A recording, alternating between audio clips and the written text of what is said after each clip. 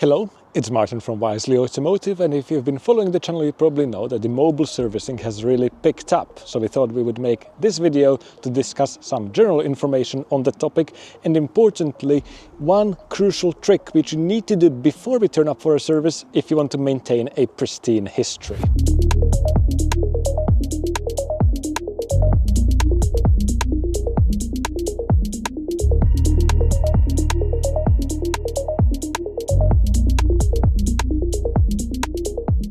Let's start with the basics. How do you know when your service is actually due? BMW makes it really simple. You get the reminder every time you start the vehicle. So, if I have my foot on the brake and I press the start-stop button, regardless of how far in advance it is, you get a short preview of the service date right in the instrument cluster. Based on how urgent it is, the color will change from white to orange to red, with red being overdue.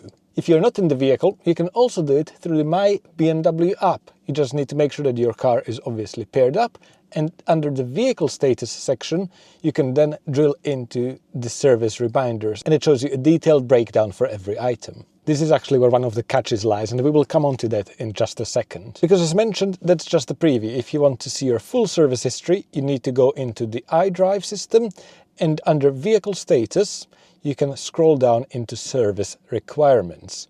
There once again you can see when the service items are due, but all the way at the top you can go into service history and you see a detailed breakdown of when any service was complete and including which service tasks were carried out. This interface looks a little bit different depending on whether you are in a pre-facelift i3 like this example or in the LCI, but by and large the logic is the same and there are a few things to point out. Firstly, the dealer code, because if we look back in the history you can see that 3 services were done at a BMW I dealer, which is denoted by the unique code, but the latest service, which carries a code of 5 zeros, was done in an independent. So any independent garage, like us for example, if we have access to the BMW diagnostic system and can write to the service history, the code, I'm afraid, will be always zeros. If you shop around, you may see that some cars do not have a code which only consists of numbers. There's, for example, a brand name in there. I'm afraid that's a little bit of a hack where the service history was written through an OBD device and it almost tricks the system into thinking that the service is logged. Other giveaway of this is that it's no longer chronological, so normally the most recent service is at the top, whereas if this hack has been used, it would sit all the way at the bottom. And why it's important to spot this is because when we come along or any other BMW independent or main dealer and they issue the command to write and update the service history, these third-party entries will be removed and it will come into sync with what's stored on BMW servers. The last thing to decode are the colors of the OK symbols. So you can see at the very left-hand side, if the OK is lit up in green, that means that all the service items were carried out on time. So in this case, we were in the brake pads, but if we go into a routine service, you can see in this case, everything was on time. Whereas if the OK is orange, that means that the service was still carried out, but at least one or more items were carried out late. The last thing which I can't show you in this particular vehicle is an exclamation mark, and that appears if at least an item was not complete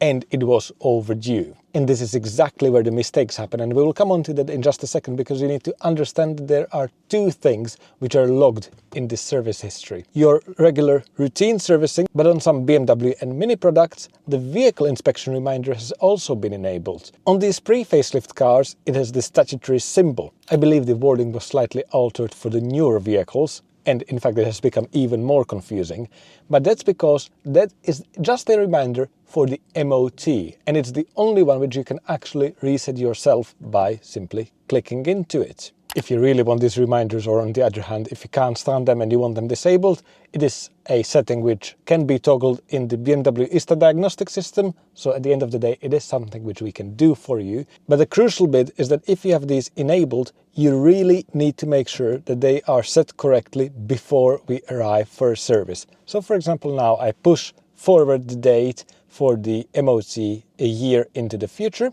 That means it's now going to be next month. We are filming this in April 2025, so it's now just going to give us a warning that it's coming up on its MOT, but it's not overdue yet. However, it takes quite a while for all of this information to transfer over onto the key. So even if you forgot about it, we try to do it always the first thing when we turn up for a service, but trying to use the key and read it on the steering column, locking, unlocking the car, even going into drive and park, etc., it doesn't really seem to always update. The key is generally updated at the beginning of a drive cycle after the vehicle has been asleep for a while, but then not for sometimes even a day or more. Because if the service was logged as of this moment, despite the MOT not being overdue, with it being changed so recently, and even though it's just an MOT reminder, if we completed the service, ticked the brake fluid and vehicle checkboxes, you would still get an exclamation mark in your history because obviously we can't do the MOT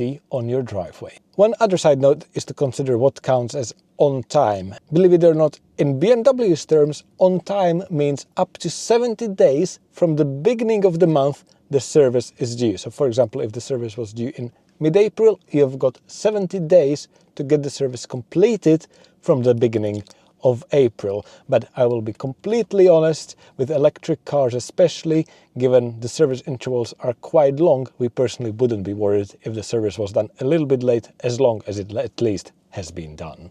So to reiterate again, the important takeaways from this video to understand when you're looking to book your car in for a service is that an inspection is just an MOT and the brake fluid and vehicle check are the actual service. In the case of a range extender i3, there is an oil change as well. And once you do book in, make sure that your MOT, or in other words, the inspection reminder date, is set correctly. We wanted to just cover the basics very quickly and make you aware of this almost glitch in the system where if you don't update your MOT reminder and you take your i3 in for a service, you will get that exclamation mark in your service history for practically nothing.